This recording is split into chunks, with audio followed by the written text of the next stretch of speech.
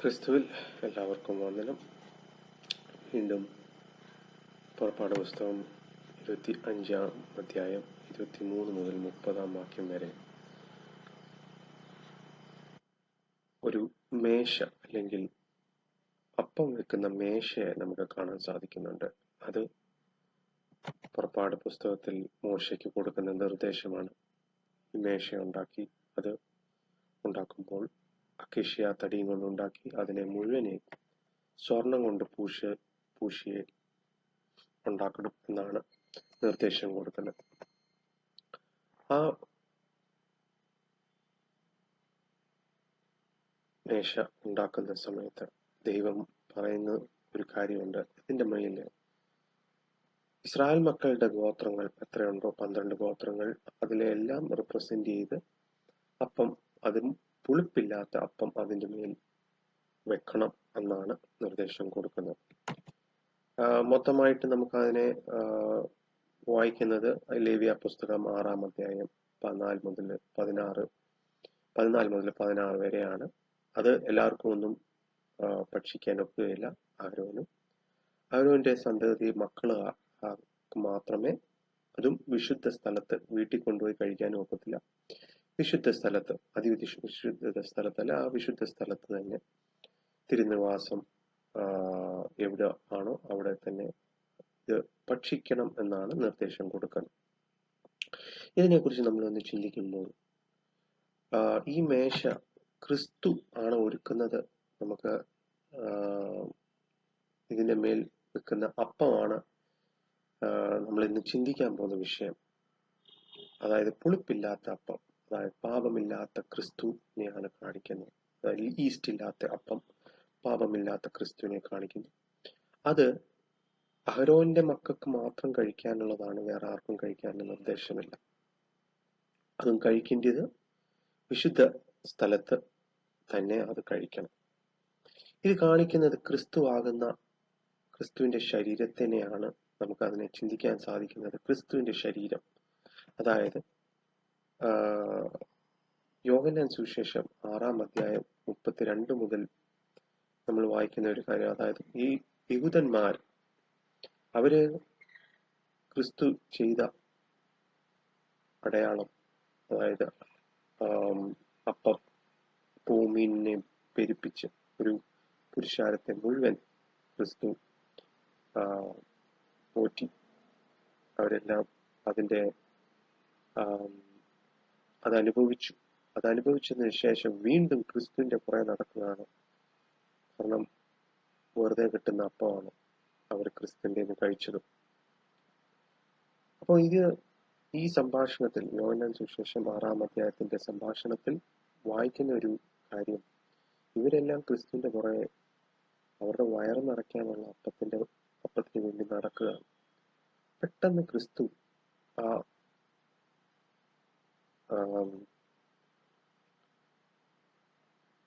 സംഭാഷണം ജീവന്റെ അപ്പത്തിലേക്ക്, അതായത് ക്രിസ്തു ജീവന്റെ അപ്പമാണ് എന്ന് ആ ചർച്ച അങ്ങോട്ടേക്ക് തിരിച്ചു പോയിട്ട് പെട്ടെന്ന് അവര് ക്രിസ്തുവിനെ അംഗീകരിക്കാൻ താല്പര്യപ്പെടുന്നില്ല. 6-ാം അധ്യായം 32-ാം വാക്യം മുതൽ നമ്മൾ വായിക്കുമ്പോൾ അവിടെ ക്രിസ്തു സ്വർഗത്തിൽ നിന്ന് ഇറങ്ങി വന്ന അപ്പമാണെന്നും ആ അപ്പം കഴിച്ചാൽ മരിക്കയില്ല, ജീവിക്കും എന്നുള്ള ആശയം ക്രിസ്തു കൊണ്ടുവരികയാണ്. യേശു ക്രിസ്തു സ്വർഗത്തിൽ നിന്ന് ഇറങ്ങി വന്ന അപ്പമാണെന്നും ആ അപ്പം ക്രിസ്തുവിന്റെ ശരീരമാണെന്നും ആ ക്രിസ്തുവിന്റെ മാംസം കഴിക്കുന്നവർ ആരും മരിച്ചു പോവുകയില്ല എന്നുള്ള ആശയം കൊണ്ടുവന്നപ്പോൾ ഇവര് അത് അംഗീകരിക്കാൻ പറ്റിയില്ല. കാരണം അവർക്ക് ക്രിസ്തു സ്വർഗത്തിൽ നിന്ന് ഇറങ്ങി വന്നതാണെന്നത് അവർക്ക് ഗ്രഹിക്കാൻ സാധിക്കുന്നില്ല. ഇവിടെയാണ് നമ്മൾ ചിന്തിക്കേണ്ട ഒരു വിഷയം.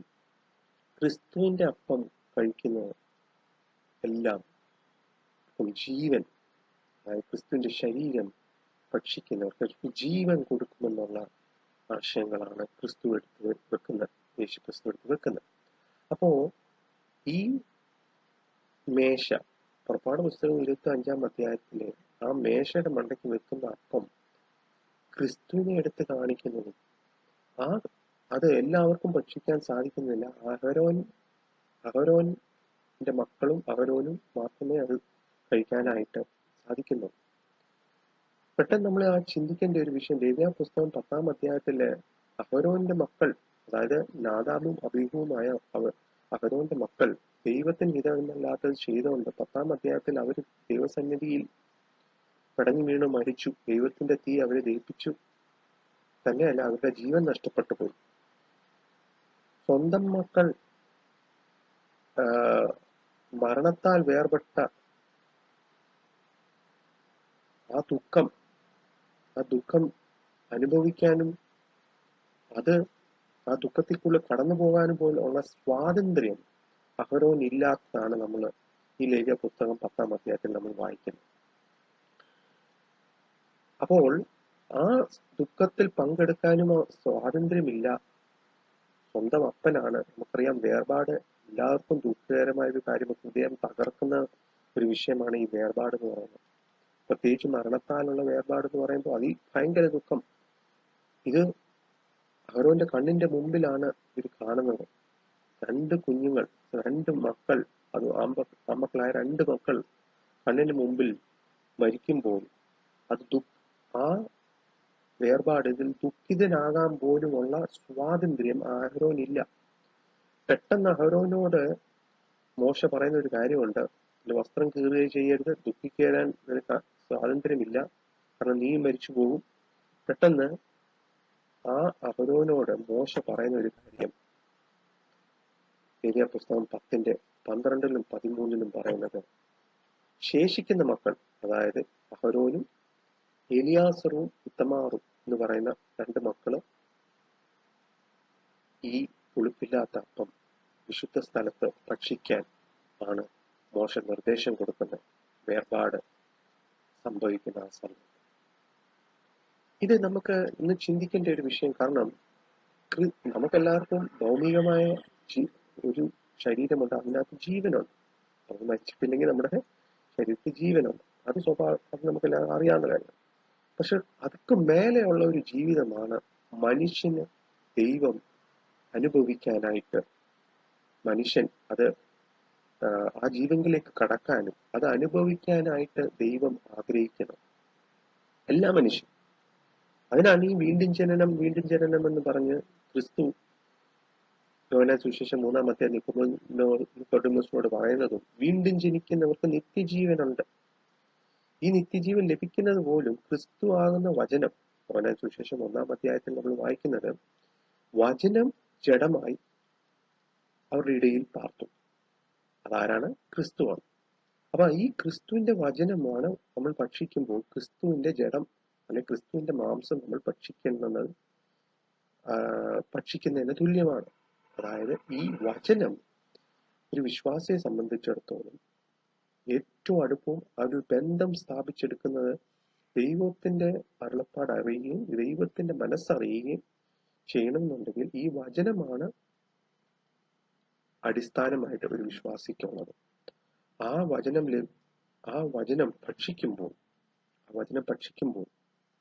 അതിന് ലഭിക്കുന്നത് ജീവിതം ആസ്വദിക്കാൻ സാധിക്കും. ജീവിതം ആസ്വദിക്കാതെ ഏത് ജീവിതമാണ്?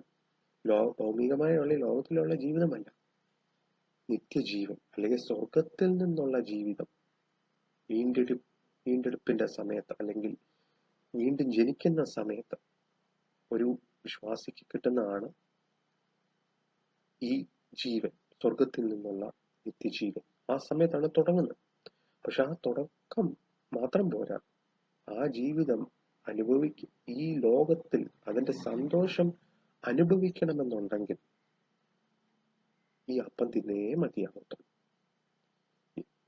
ഈ അപ്പം, വീണ്ടും പറയുന്നത്, ഈ അപ്പം തിന്നുന്നത് വിശുദ്ധ സ്ഥലത്തായിരിക്കണം.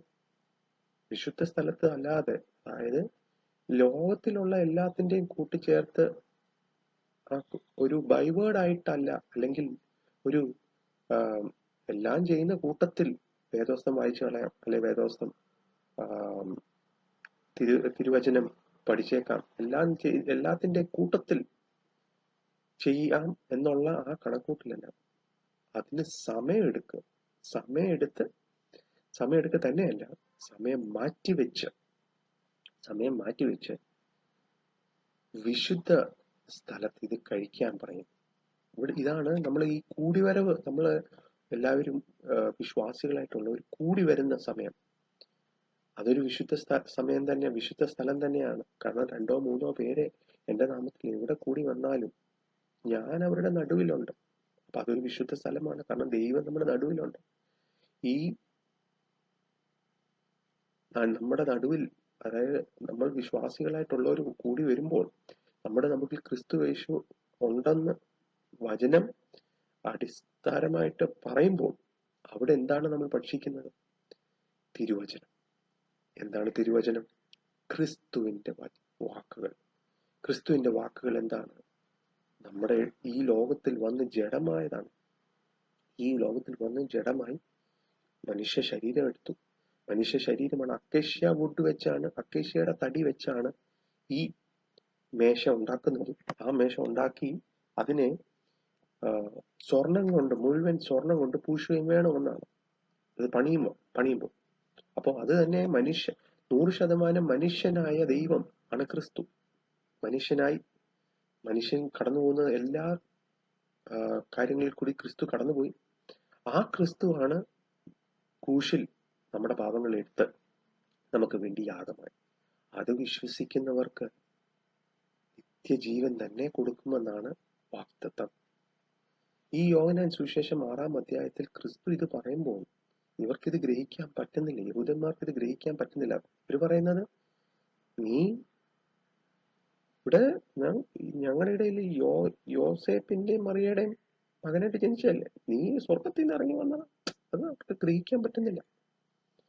ഇവിടെയാണ് ക്രിസ്തു വീണ്ടും പറയുന്നത്, എന്റെ മാംസം ഭക്ഷിക്കണം, എന്റെ മാംസം ഭക്ഷിക്കുകയും എന്റെ രക്തം കുടിക്കുകയും ചെയ്യുന്നവൻ അവനക്ക് ജീവനുണ്ടെന്നാണ്. ജീവിതം ദൈവം കൊടുക്കുന്നതാണ്. ഏത് ജീവിതമാണ്? സ്വർഗത്തിൽ നിന്നുള്ള ജീവിതം. ഒരു വിശ്വാസിയെ സംബന്ധിച്ചിടത്തോളം ഈ അഹരോന്റെ മക്കൾ മരിക്കുമ്പോൾ അഹരോന് ദുഃഖിക്കാൻ യാതൊരു സ്വാതന്ത്ര്യവും ഇല്ലായിരുന്നു.